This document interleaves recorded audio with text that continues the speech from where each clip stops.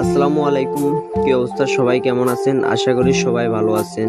তো আমি আজকে আপনাদেরকে দেখাতে চলেছি যে আমাদের নোয়াখালী 2 নং চানন্দি ইউনিয়ন কালাদুর বাজার থেকে ভূমিহীন বাজার যাওয়ার যে যোগাযোগ সংযোগ সড়কটি ছিল, সড়কের উপর একটা ব্রিজ ছিল যে সবাই এক নামে চিনত, লালপুল। এই সড়ক দিয়ে হাজার হাজার গাড়ি চলাচল করতো, হাজার হাজার মানুষ চলাচল করতো। আজ এই সড়ক ভেঙে তলিয়ে গেছে নদীতে।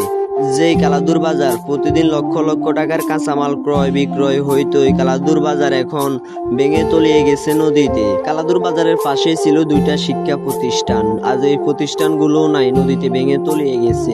আগামী প্রজন্মে আমার ভাই বোনগুলা কি করবে, কিভাবে পড়াশোনা করবে যদি এভাবে তলিয়ে যায়? হাজার হাজার স্কুল শিক্ষা প্রতিষ্ঠান হয়ে গেছে, আমাদের যোগাযোগ সংযোগ সড়ক বিচ্ছিন্ন হয়ে গেছে, আমাদের শিক্ষা প্রতিষ্ঠান বিচ্ছিন্ন হয়ে গেছে, আমাদের জমজমাট বাজার ঘাট বিচ্ছিন্ন, যে বাজারে লক্ষ লক্ষ টাকার কাঁচামাল প্রতিদিন ক্রয় বিক্রয় হয়। আর কোনো দাবি নাই, আমাদের 2 নং চানন্দি ইউনিয়ন নদী ভাঙন রোধ চাই।